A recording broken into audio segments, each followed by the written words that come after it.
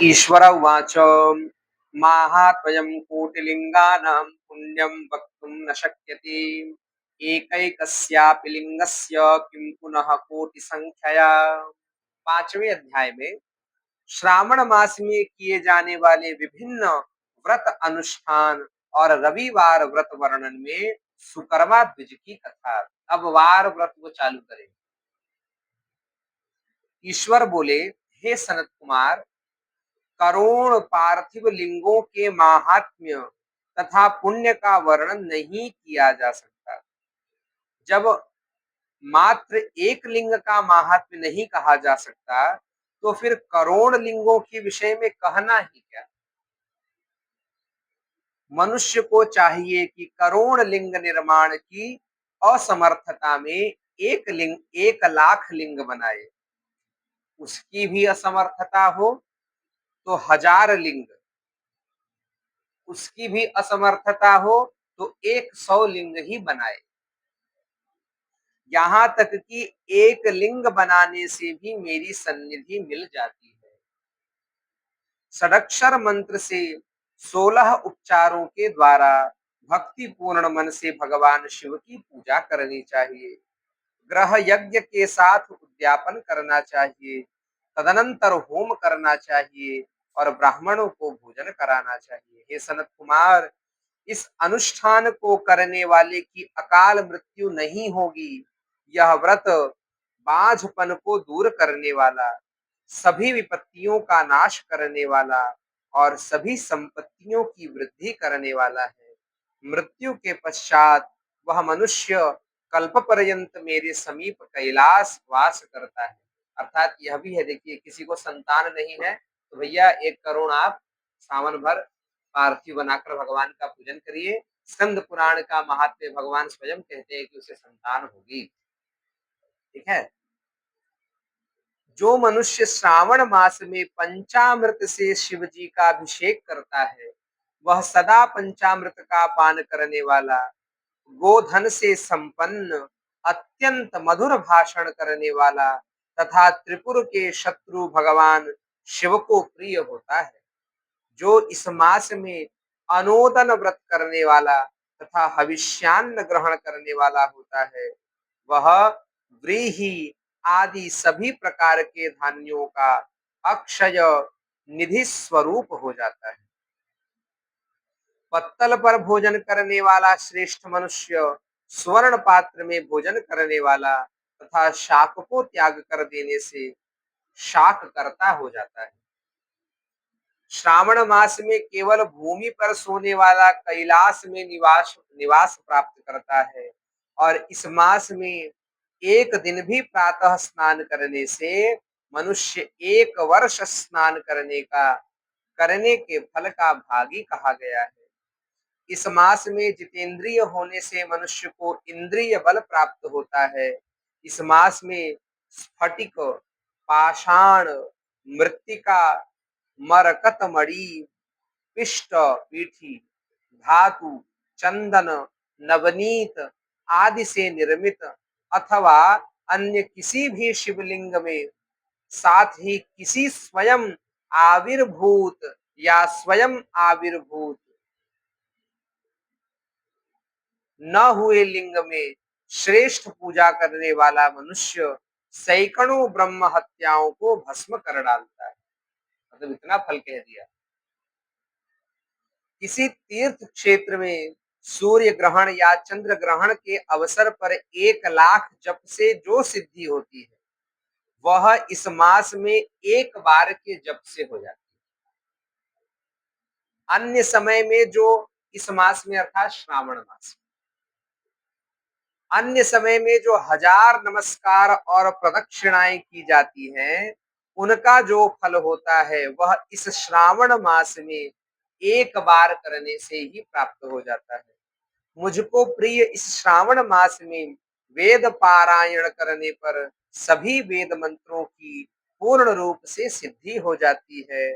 श्रद्धा युक्त होकर इस मास में 1000 बार पुरुष सूक्त का पाठ करना चाहिए अथवा कलयुग में उसका चौगुना अर्थात 4000 पाठ करना चाहिए। अथवा वर्ण संख्या का 100 गुना पाठ करना चाहिए, अथवा यदि करने में असमर्थ हो तो आलस्यहीन होकर मात्र 100 पाठ करना चाहिए। ऐसा करने वाला ब्रह्म हत्या आदि पापों से मुक्त हो जाता है, इसमें संदेह नहीं। पुरुष सूक्त के पाठ करने का इतना फल भगवान ने बता दिया।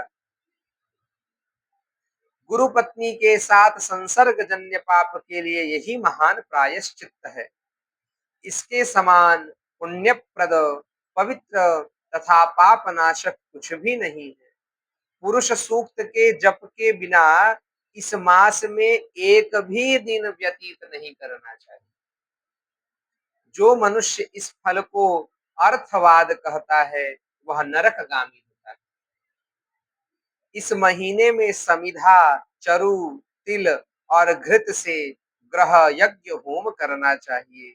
शिव के रूपों का भली भांति ध्यान आदि करके धूप, गंध, पुष्प, नैवेद्य आदि से पूजन करना चाहिए और अपने सामर्थ्य के अनुसार कोटि होम, लक्ष होम अथवा 10 सहस्र होम करना चाहिए। व्याहृतियों के साथ तिलों के द्वारा भी ग्रह यज्ञ नामक होम किया जाता है। हे सनत कुमार, इसके बाद अब मैं वारों के व्रतों का वर्णन करूंगा, आप सुनिए। हे अनघ, उनमें सर्वप्रथम मैं आपको रविवार का व्रत बताऊंगा।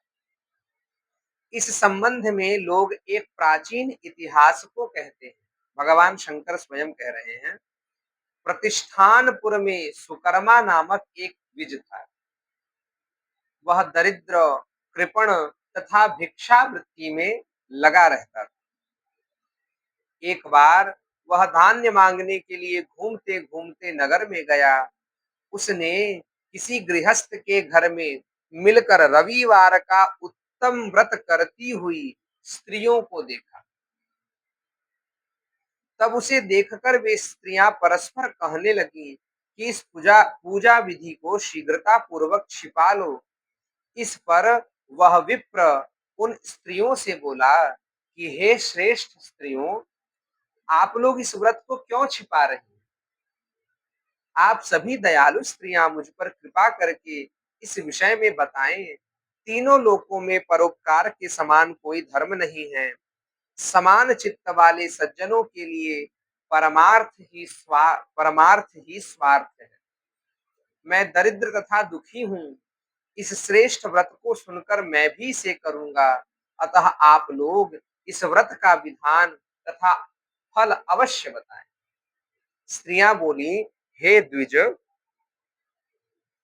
इस व्रत के करने में आप उन्माद तथा प्रमाद करेंगे, अथवा इसे भूल जाएंगे, अथवा इसके प्रति अभक्ति या अनास्था रखने लगेंगे। अतः आपको यह व्रत कैसे हम बताएं? उनकी यह बात सुनकर विप्रेंद्र ने यह वचन कहा, हे उत्तम व्रत वाली साध्वियों, मैं ज्ञानवान तथा भक्ति संपन्न हूँ। उसका यह वचन सुनकर उनमें जो एक प्रौढ़ा स्त्री थी, वह उस ब्राह्मण से व्रत तथा व्रत की विधि यथावत बताने लगी। हे ब्राह्मण, श्रावण के शुक्ल पक्ष के प्रथम रविवार को मौन होकर उठ करके शीतल जल से स्नान करें। तदनंतर अपना नित्य कर्म संपन्न करके पान के एक शुभ दल पर अर्थात पत्ते पर रक्त चंदन से सूर्य के समान पूर्ण गोलाकार 12 परिधियों वाला सुंदर मंडल बनाए और उस मंडल में रक्त चंदन से संज्ञा सहित सूर्य का पूजन करें। तदनंतर घुटनों के बल भूमि पर झुककर 12 मंडलों पर पृथक पृथक रक्त चंदन तथा जपा कुसुम से मिश्रित अर्घ्य श्रद्धा भक्ति पूर्वक सूर्य को विधिवत प्रदान करे और रक्त, लाल अक्षत, जपा कुसुम तथा अन्य उपचारों से पूजन करे। तदनंतर खंड शर्करा अर्थात मिश्री से युक्त नारिकेल के बीज का नैवेद्य अर्पित करके आदित्य मंत्रों से सूर्य की स्तुति करे और श्रेष्ठ द्वादश मंत्रों से 12 नमस्कार तथा प्रदक्षिणाएं करें। तत्पश्चात 6 तंतुओं से बनाए गए सूत्र में 6 ग्रंथियां बनाकर देवेश सूर्य को अर्पण करके उसे अपने गले में बांधे और पुनः 12 फलों से युक्त वायन ब्राह्मण को प्रदान करें। इस व्रत की विधि को किसी के समक्ष नहीं सुनाना चाहिए।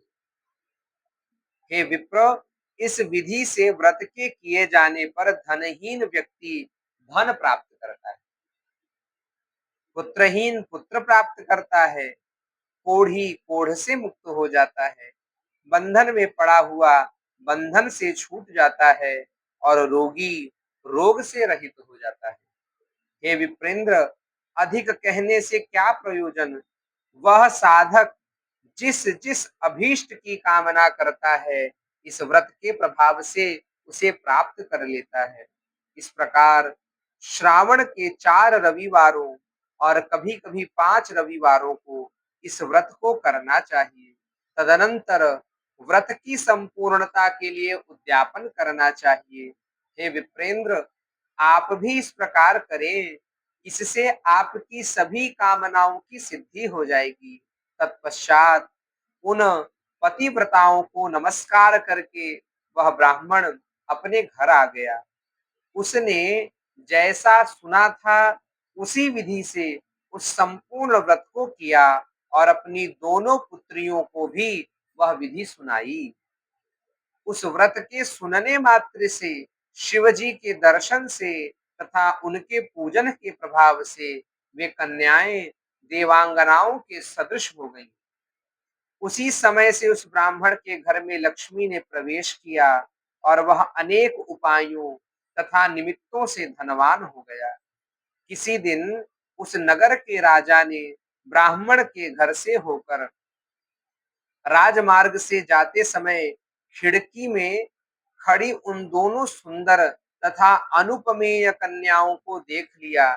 तीनों लोकों में कमल चंद्रमा आदि जो भी सुंदर वस्तुएं हैं, उन्हें वे दोनों कन्याएं अपने शरीर के अवयवों से तिरस्कृत कर रही थीं।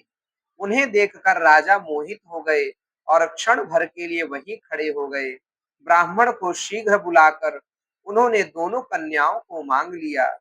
तब उस ब्राह्मण ने भी हर्षित होकर दोनों कन्याएं राजा को प्रदान कर दी।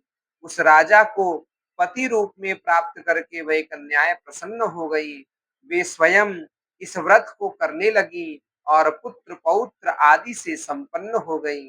हे मुने, महान ऐश्वर्य देने वाले इस व्रत को मैंने आपसे कह दिया। हे विधिनंदन, जिस व्रत के श्रवण मात्र से मनुष्य सभी मनोरथों को प्राप्त कर लेता है, उसके अनुष्ठान करने के फल का वर्णन कैसे किया जाए। इस प्रकार श्री स्कंद पुराण के अंतर्गत ईश्वर सनत कुमार संवाद में श्रावण मास माहात्म्य में प्रकीर्णक नाना व्रत रविवार व्रत आदि कथन नामक 5वां अध्याय भी संपूर्ण हुआ।